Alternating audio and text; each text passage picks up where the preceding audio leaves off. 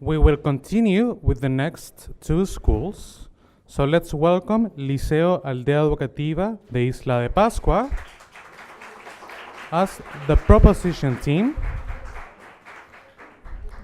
And for the opposition team, Liceo Bicentenario Vallenar from the third region. Should the right to privacy supersede the right to information? Yes, it should. Evidently, we are for. Totally agree. Let me point out our statements. Firstly, what we can understand by the motion, the right to privacy should supersede the right to information. That means that the legal system must to protect and preserve the right of privacy of every single person or institute in all the cases. In simple words, the legal system must to punish any person who attempts against this right of privacy. Secondly, what is privacy? It's the state of being free from public attention. According with Alan Westing, professor of public law and government in the Columbia University and former president of the Social Center for the Social and Legal Search, the right of privacy is our right to keep and domain around us, such as our body, home, property, thoughts, feelings, secrets, and identity. The position of our team is going to demonstrate to all of you that there are limits, and their limits needs to be respected for the entire society. Our position is against the motion, is against, since the privacy cannot supersede the right to information, for the simple reason that if you do something, that actions can change or affect your surrounding. And when I do something, good or wrong, that should be known. The first argument that supports our position is the law of transparency and cases of corruption in Chile. Currently, in Chile, we have many cases of corruption, but it's difficult to know the data with precision because there is a lot of information that is hidden from society when people should know about what affects us all. The second argument is it's important to value the right to information over the right to privacy value for the good of the society. One of the most remarkable cases of violation of privacy, and even more a destruction of a human right, was the case of Princess Diana, who sadly died due to the harassment of international paparazzis.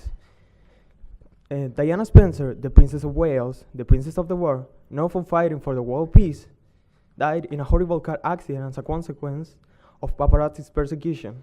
So, we ask to the other part, do you really support that information overlaps a life of a so valuable person? Wasn't it a damage to the whole world? Impossible to deny that mass media exceeded all the limits by invading a person's privacy. But you can say that paparazzi just did what people demanded. Oh, that is the cause of being famous. But, hey, wake up.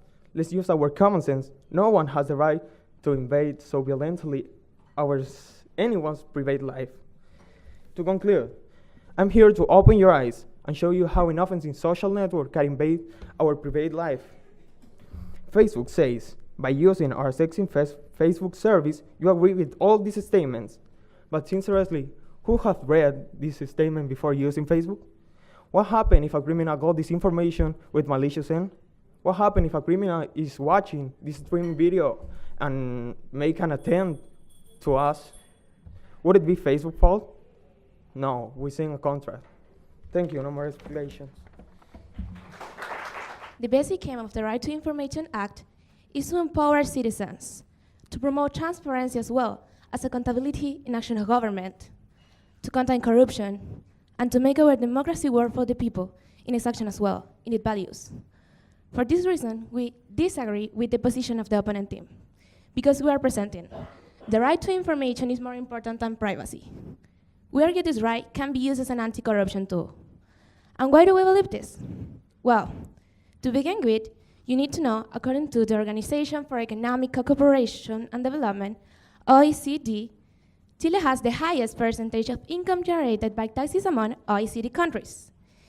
This means that the 41% of Chile's treasury is supplied by common people like you, or me, by paying IVA. And here's the main point I want to raise. We need to have full access to government information in order to know what these powerful people are doing with our money. Another statistic exposed is that Chile is one of the least corrupted countries, ranked as 24 among other 176 nations. Let's start with the Constitution of Chile of 1980. In the first article says, all the people are born equal in free and rights. In the Article 19, numeral 4 and 5, and in the Constitution and the Universal Declaration of Human Rights, in the 12th article, it says, it's follow the same aim. It says, no one shall be subject to arbitrary interference with his privacy, family, home, or correspondency, nor to attack upon his honor and reputation. Everyone has the right to the protection of the law against such interference or against.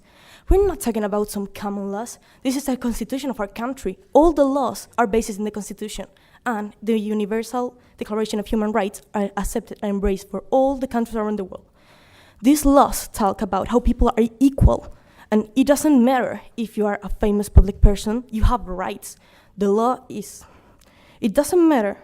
You have rights. It's stipulated by the law, which says that your home is safe of any kind of harassment, and all your conversations from phone, email account, and text message don't be published or interference on every kind. According to what you say, the first speaker, the information and the transparent, you really think that the people, because they have a public part, they don't have rights? It's really that? Because all the people are equal. It doesn't matter. And the transparency law, you can have all your information. The only thing is research it. The government is what you choose. We have a democracy. That's all. Thank you. Our team strongly believes that the right to information is more important than the right to privacy. The latter rights enables people in power to cover up, disguise the truth about what really happened in a certain situation that could affect us all. We cannot let that happen. We must stand up for our rights. Secondly, I want to introduce the concept of watchdog journalism, which means watching over the powerful few in society on behalf of the many others to guard against tyranny. In other words, this kind of journalism involves informing the public about conceived problems in society. Without watchdog journalists, there would be no entity to check those on power. Can you even imagine that?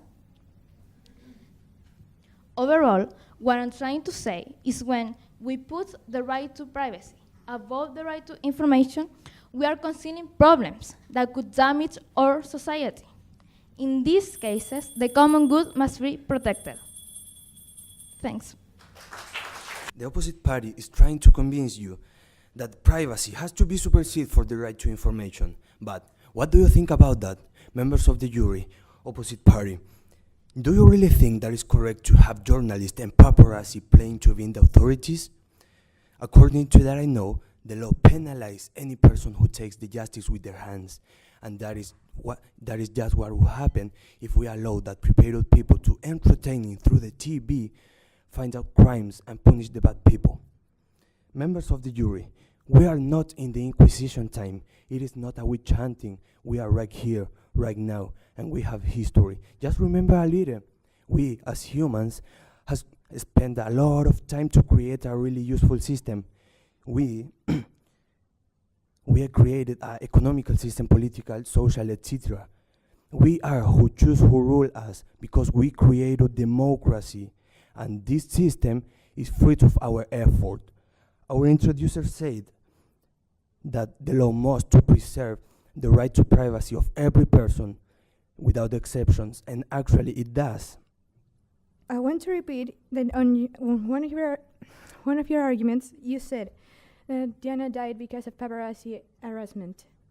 And Diana died as a public figure, yes. But many theories said that she was killed by her husband's powerful family because they were afraid of their free speech right. We all can make mistakes, but we can't pretend like they never happened. I honestly believe that we can give more value to privacy than a transparent, fair, corruption-free democracy. It is necessary for us to protect our right to information in order to prevent those in power from taking advantage of us. Thanks.